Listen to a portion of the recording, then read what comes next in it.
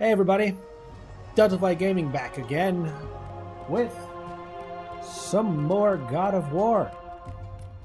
And like I talked about in the last episode, I'm going to bring out my notes and I'm just going to talk about some of the gods and goddesses, whether or not they're, overtly shown in this episode or not. Just kind of give you something more to enjoy, maybe listen to the obnoxiousness of my monotone voice, Alright, so for this one, I was going to talk about... At first I thought about talking about Zeus, but I'll probably talk about him later.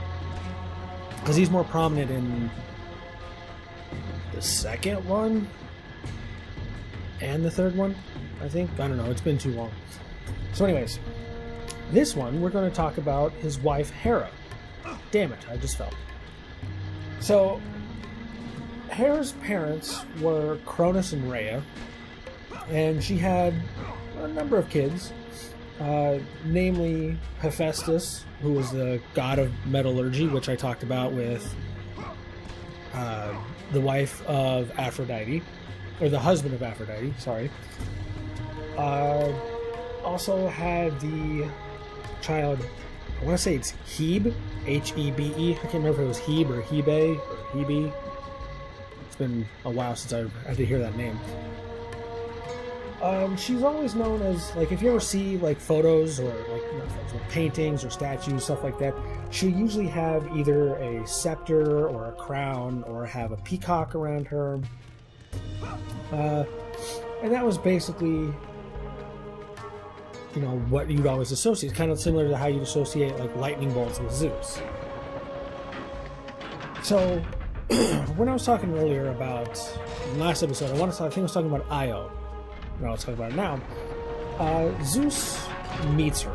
He sees Io, and she's a priestess in Argos for the cult of Hera, and he gets all hot and horny for her. And to kind of hide his, the affair that he's basically trying to have with Hera, he makes the clouds, he just fills the sky with a bunch of clouds. So it's hey, she's not going to be able to see what I'm about to do. And Hera kind of notices this pretty much almost immediately. So she comes down from, up on high and clears out all the clouds, figuring out what the hell's going on. Why is all of a sudden it just got cloudy? So, Zeus is kind of hitting on Io, or I don't know if he's lusting or actually, banging her at the time. But Hera catches on that Zeus is up to something, so she comes and finds Zeus. And Zeus kind of hey, I'm not doing anything wrong. He turns Io into a cow. And it's kind of not really hotly debated, but if you look at some of the ancient texts will say he turned her into a cow. Some of the paintings will have a bull. So it's, basically turned her into a bovine. Excuse me.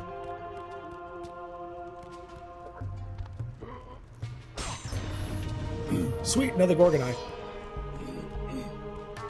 Sorry, my throat is super dry and I ran out of all my all my halls. Alright, so turns her into a cow. And Hera's well, Zeus basically, after he turns her into a cow, he's look, honey, I'm not doing anything wrong. It's I'm just hanging out with this cow. Well, Hera knows this is just he's full of crap. So she tells him, alright, fine, give me the cow. And Zeus doesn't have much of a choice because he knows, well, if I don't, Hera's probably going to kill the cow. So, you got that. So he basically gives her the cow. And Hera knows that, the cow isn't a cow, it's Io. I don't know if she knows exactly that it's Io, but she knows that it's not a cow. So what she does is she sends Argus, who is, the all-seeing man, to guard the cow and keep the cow away from Zeus at all times. Sorry, my throat is super dry. I'm very very sorry. So she sends Argus Panoptes to, like I said, guard this cow and keep Zeus away. This is not a cow, it's a woman. Keep that horny man away. Wow, I almost lost that. But Zeus, he's not gonna just, take the fact that his side chick, he's no longer getting a piece of his side chick. So what he does is he sends Hermes to kill Argus. And there are some stories where basically he plays some music and he makes Argus fall asleep. And there are kind of different stories where either he made him fall asleep and he cuts off his head, or makes him fall asleep and then he bashes his brain in, with a rock. But either which way, Argus is killed and Zeus is getting Io back. However, now that Io is free, Hera is still pretty pissed because, she was hoping that Argus was not have to be killed. So she sends this giant, it's either been called a gadfly or a horsefly, to continuously chase Io and continuously bite at her. And if you've ever had, and I've seen a couple of horseflies, but I've never been bitten by one, but I'm hearing that they're pretty bad. So basically it continues to chase Io all around, biting and biting and biting, and not letting her stop. So Hera runs into Prometheus, and at this time Prometheus is already bound to the rock. And she explains what's going on to Prometheus, and he's like, look, I know you're in a bad situation. I know that basically you pretty much just wanted to, maybe you did, maybe you didn't want to, hang out and get a little side action going on with Zeus, but guess what? If you just continue to put up with this crap now, things in the end will change and be a lot better. And one of your descendants, you're going to be the grandma to Heracles, which is how it's pronounced in Greek, and then in Roman it's Hercules. So, yeah, she's kind of like, oh, okay, that's not too bad. So, she continues traveling, and she ends up making it to Egypt, and ends up at the Nile River. And then Zeus changes her back into a human after everything she had to go through. He's like, fine, here, let me just change you back and everything will be fine. We just can't be, hanging around anymore. So she ends up marrying, make sure I pronounce this right, King Telegonos. Telegonos? I don't know, it's kind of, I'm getting weird pronunciations in my head about how it should be and how it is. And then again, their kids have kids, and that leads eventually down to the birth of Heracles. Now, the thing with going back to the peacock being kind of a symbol of Hera was the fact that with Argos being killed, she was so upset by it that she decided to say, I will try and honor you, remember you for all of eternity, she took his eyes and put them in the peacock feathers, which is why peacock feathers look like eyes. That's basically where that comes from.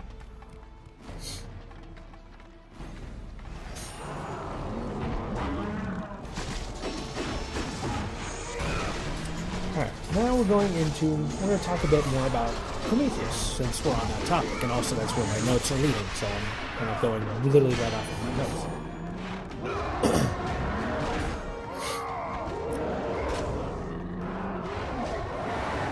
In a second.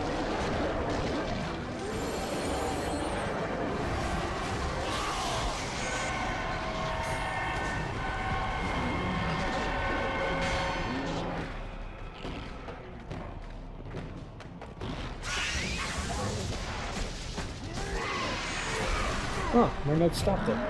Damn.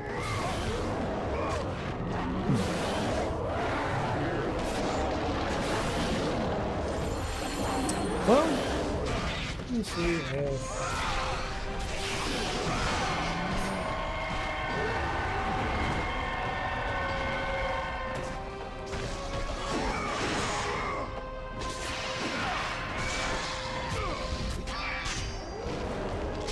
Well, you know what? I think I got some time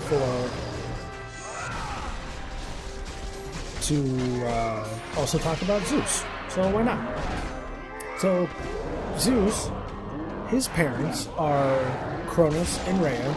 Pretty much a lot of the first generation of gods basically all come from Kronos and Rhea, and pretty much are, brother sister, but also husband and wives, and so on and so forth.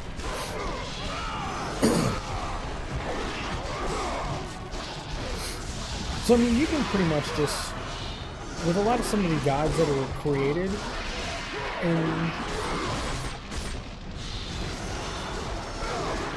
Greek mythology, you can really attest it to Zeus was horny, and just Zeus was horny. The first 3 words, you start from there, and you can just spout out like, oh, that guy was created, and you'll probably have a decent chance of being correct.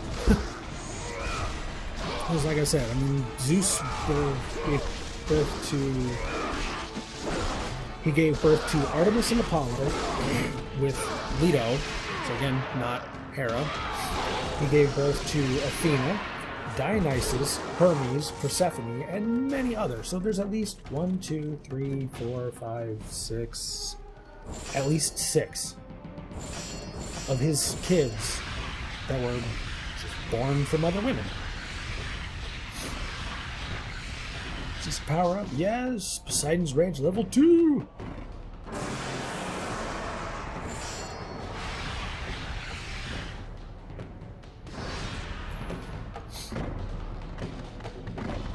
And so sorry, I gotta get some throat lozenges or something.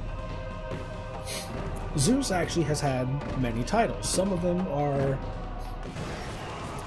Zeus Filius, the guardian of friendship, Zeus Polios, the guardian of the city, Zeus Porcius, guardian of oaths, and Zeus Xenius, the guardian of hospitality. And there are actually 2 different versions of many of the gods. There's the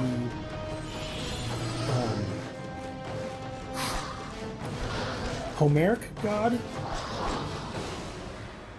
and the Hesiodic gods. And some of it, like, there's the 2 differences are that with some of them, the gods where, do something good for the gods, I make my sacrifices, I worship when I need to, this, that, and the other, I remember them on this day, this, that, and the other. They will look kind upon you, but if you don't, they look negatively on you. The other version is pretty much, you do, you don't. We really don't care either which way. Probably should have structured my notes a little bit better. So, we'll go with the story of Zeus and Europa. Zeus wants to get it on with Europa, turns himself into a bull, and kind of mingles amongst the herd. She sees how beautiful the bull is, pets it, kind of like, oh, that's a pretty bull, climbs on its back, and he just runs with her riding on his back, and runs to Crete. And she ends up being the queen, the first queen of Crete. There's also Ganymede. Ganymede was a prince of Troy, and Zeus, he is not really, he doesn't really care, he's not opposed to falling in love with men or falling in love with women. So he falls in love with Ganymede, turns himself into an eagle, and he grabs Ganymede, takes him up to Olympus. And in the process, since, Ganymede is just a normal human, he makes him immortal and makes him the cupbearer of the gods. Which, that's not exactly a bad thing. You get to be immortal, it's just you're kind of an immortal servant in a way, which, there's ups and downs. Hera obviously gets pissed about it, which, pretty much that's all she does for a lot of things, is get pissed about a lot of, if not almost everything that Zeus does. Hera's like, what the fuck?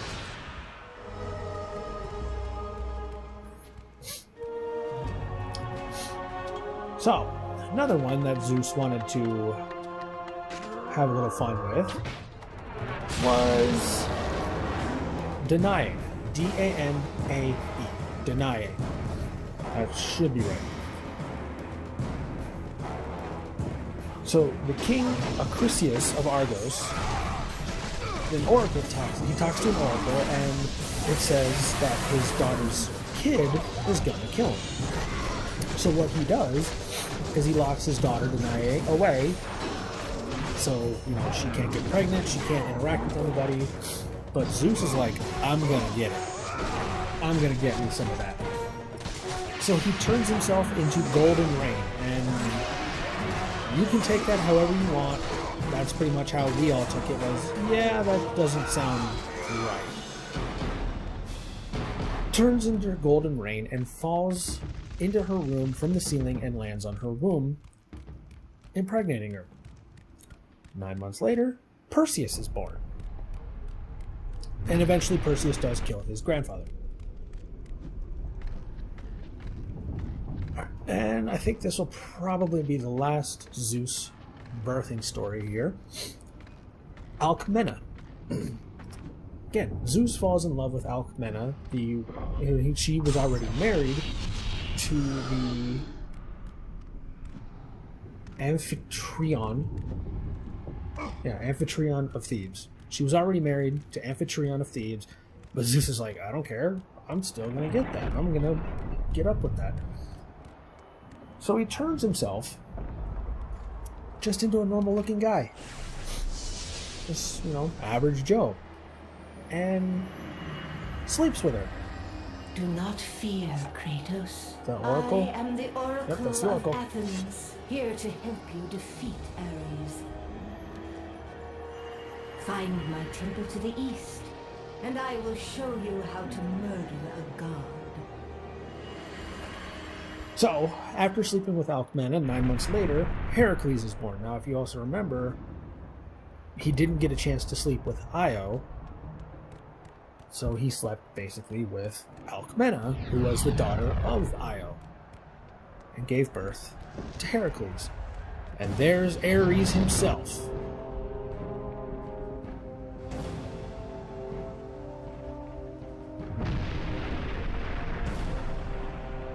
And I will talk about him. I think I'll talk about him with the next episode. I will look at... Actually, no. I might look at Hades and Demeter. That ought to be a good little topic to kind of talk about. So there's that save point right there. So we're just going to get through this cutscene. Hopefully you guys are enjoying that. I kind of enjoyed kind of talking about the, Greek mythology, the history of it all. God of war, I haven't forgotten you. For what you did that night, this city will be your grave. Alright, so, thank you guys so much for watching. Again, I apologize for my throat being as raspy and dry as it has been. Please feel free to like, share, comment, subscribe. Hopefully you guys are enjoying this. I will be continuing on with more lectures in the next episode. You guys stay awesome to yourselves. Stay awesome to everyone. I'll see you in the next video.